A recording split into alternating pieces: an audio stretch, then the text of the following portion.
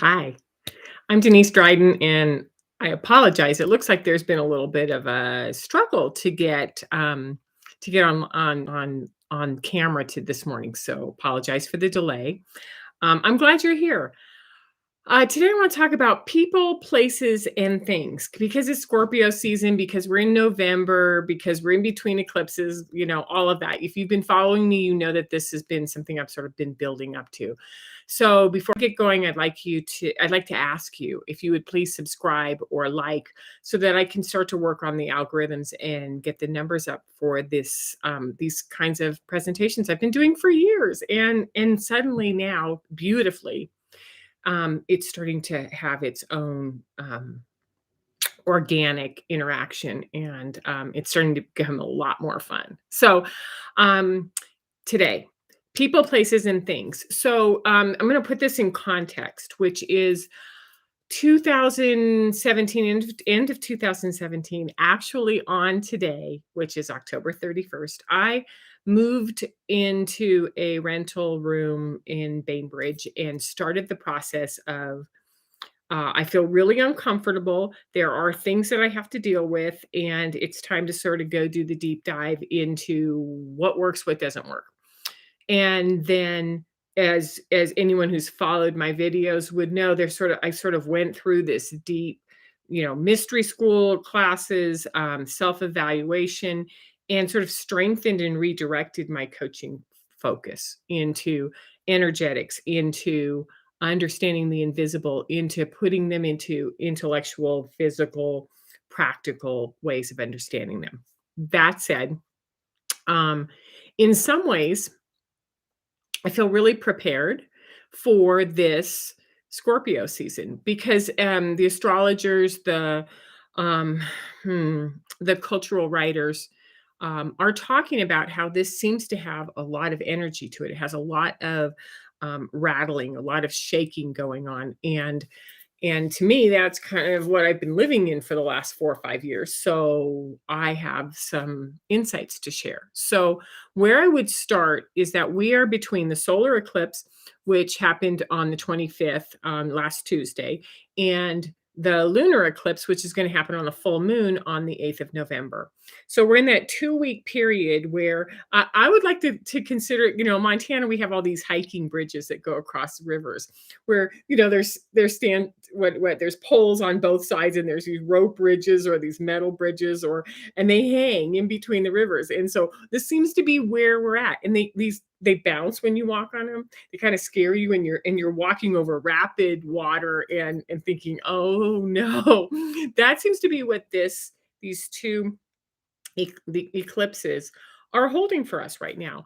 And this, it's a Taurus moon, full moon that's coming. It's fixed, and it's playing right off of Scorpio. So we have fixed earth, water, and there's discomfort. This is just going to exaggerate any discomfort that you've had in your life up until this point. So it's not causing it. It is just simply starting to rattle, right? Starting to shake things loose. And I have this entire, I don't know, probably 12 different tarot cards out here that I'm going to throw up. So, here and show you so that we have an opportunity to see. So one of these is this beautiful card of like maybe something's trying to really like just break out, right? This is called breakthrough. It's the 11 justice, right? So what we're looking at is, what if there's things that and you look behind here, there's all these sacred geometry shapes, right? And what I like also is this is the Osho version of the chariot, which is something really sacred inside of you is trying to come out. So, when we combine this, there's something trying to come out, and we've got this explosion. It just gets more interesting because what we're really doing is we're because of Scorpio, and Ashley Franheiser and I did a presentation earlier this week on Gen Xers and the Scorpio generations that were born between, oh shoot, let me see, 58 and 72. And Scorpio held for longer than that. We were just looking at it, how it was embedded in the Gen X. So what we're noticing is that Scorpio is highly observant. Scorpio is patient until it's not. Scorpio is does really deep dives, and so this is the thought deck card of Scorpio. It's called Death, which is we have to go find out the things that are holding us back. So here's this skeleton with this scythe, and it's cutting off these anchors that are sort of holding us deeply lodged in our past, in our compromises, in our conditionings, in the things that don't work, right? And as they're being cut, they're just being released into bubbles of beautiful light and air. So when I go to Osho, who does the same card, you have this sleeping, gentle process, and then this enormous transformation going on where you even have the phoenix rising. So, when you put these two together, there are different interpretations of what's going on right now, right? Oh, and it's just you look at it and you go, we couldn't make this up if we tried, right? So Scorpio is going to go in and is going to reveal what's down at the very bottom. It's going to bring changes, and these changes might feel odd, but they do open up into something else, right? They transmute, they transform. So Scorpio is going to come in and sort of go, hey, what's in alignment? What isn't in alignment? What are you doing? Why are you doing that? And let's get down to what really matters, right? Because it's going to Scorpio in November, and characteristically through our lives, we're going to come up on these points where the discomfort becomes palpable and we're in it, right? And so, everything that I've done with Indigo Assignment, with where we're at, comes down to two words: comfort or discomfort. Comfort can be either I'm chill and I'm relaxed and I'm open and I'm moving with it, or I'm pretending like I'm really comfortable and I'm not, right? We know this. Or discomfort can be can feel like our skin's starting to tighten up on us. Everything's going wrong. No matter where we look, what we see, things are just coming in on us, and it can be real, or it can be denied, which is nope, don't see that, not happening. And we just close our eyes, la, la, la, la, la. We look the other way and we just don't deal with it. So comfort and discomfort show up. How we deal with this is really interesting. So what I said earlier is that there's this energetic pulsing. And it's and whether it's coming through solar flares, whether it's coming through from these dramatic Scorpio astrological aspects, right? Scorpio being one of them in these eclipses, right? So what they do is they shake things up, and so anyone who's had to clean rice or beans, or cook or work with dirt through screens and sieves, right? Or sand, when you're trying to clean out the sand on the beach. You put a scoop into something that has little holes all over it, and you start to shake it, right? Because the shaking is what causes the movement. And all of the heavy things go to the bottom, especially if you're just in a bowl. Sometimes you don't even need it to sieve through. You just have to shake it. And all of the good stuff, sort of settles in, and all of the skins, the trash, everything floats to the top. That's what's happening right now, is that we're being shaken, and what needs to go, right?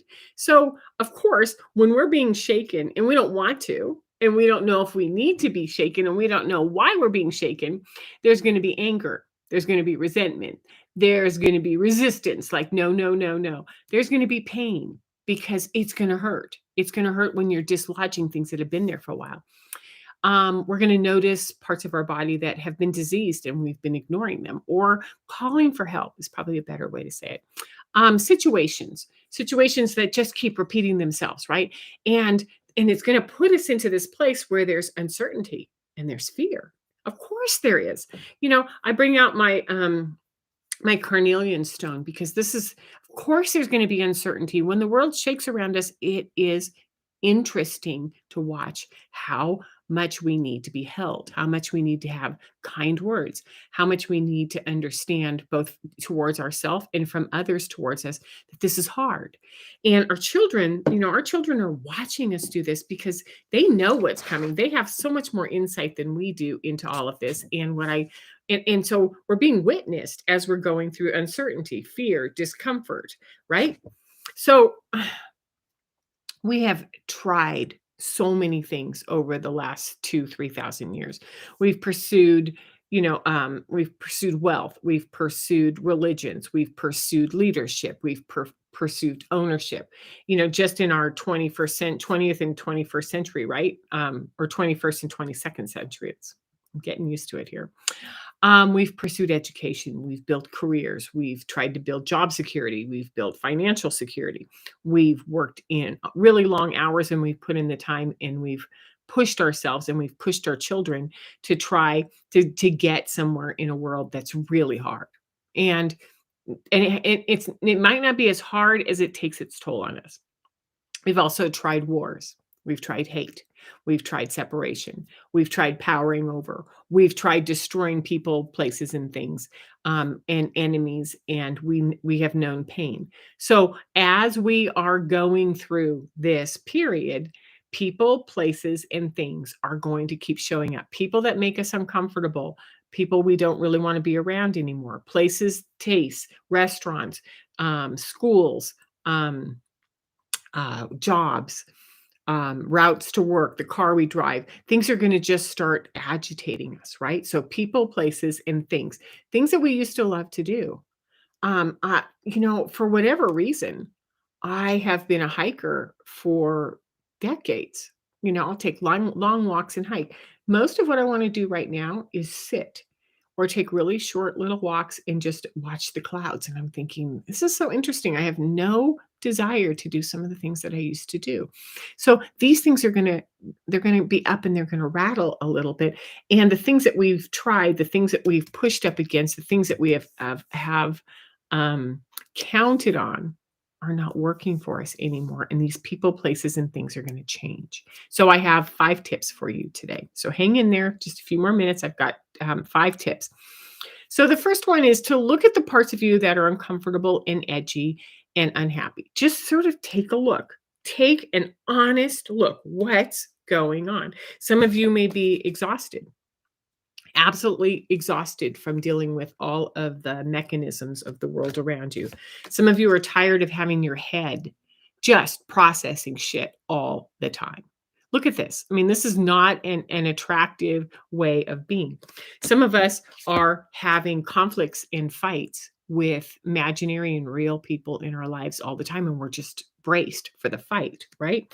Some of us absolutely long to get out of the constraints that we have built and want some freedom and some joy and some happiness on the other side, right? Some of us have been waiting for community members to or part of our tribe to come in and say, hey, where have you been? Once you put your head up and you start to really get honest with where you are, they start to show up. So this is a beautiful, it's the messenger card of, there are other souls waiting to align with you, right? So really look at where you're uncomfortable, where you're edgy, what's going on. Number 2, put your head up. Observe, use your great observation skills and pay attention to what you're noticing, where there's connections between things, repetitive, words, things that aren't working, things that people that are inviting you to try something different. Look for things, for patterns, for the cause and effect, because once we start looking at them, we start seeing them everywhere, right? But we have to become aware that it's time to start looking. So we're looking and we're responding. Number 3, once you figure out that there's a connection, like every time I see this guy or this or go into this place, I feel discomfort, right? So then we go there and we dive in. Why? I wonder what's going on. Is it the person there? Is it the clientele? Is it the taste? Do I not like this anymore? So when we dive in and we start to pull, I like the idea that we find sort of a little string, right? And we just start tugging on it and find out what's present, what's there, what's really going on. And we start to look around for the truth, which is, what? I've been coming here for a long time, but I don't know if I really like it. I want to try something else. I want to try something different. I need a change in my life, right? Number 4 is to be courageous and really brave, because we have to have real conversations with ourselves, real conversations with the people in our relationships, real conversations with the people we work with, and how we produce an income. We have to make decisions. We have to begin to sort through things as we're going along, because as we release these things that are not working, there are bubbles of opportunity, bubbles of joy, bubbles of freedom that are coming behind it. But we have to be courageous to know what's working and what's not. This is the moment. This is what we're in. What's working, what's not. And thank you, Alan Seal and his transformational presence work. His greatest line that he taught us all the time was follow the energy. Wherever the energy goes, catches your attention, follow it. Go there and be courageous and brave. And then, of course, number 5, have compassion. Have compassion always for those of us who love change and are in it and ready. Our knees are bent, our heads up, we're ready, and we're just responding to everything that comes along. And to those who don't like change and they're terrified and they're scared and they're sick and they want to retreat and they want to push the world away, because it could be you, it could be your partner, it could be your kids, it could be your pets, because all of the, whatever your world is now sort of was going this way, happy or not happy, is starting to go in the direction that you need to go. So everybody that loves you and is in your community is going to be adapting and changing at the same time. So this is the kind of stuff that I've been loving in my work. Oh my gosh, love it so much with my coaching. So if you would like to do some coaching with me, if you would like more information, the descriptions below here, you can contact me on my website.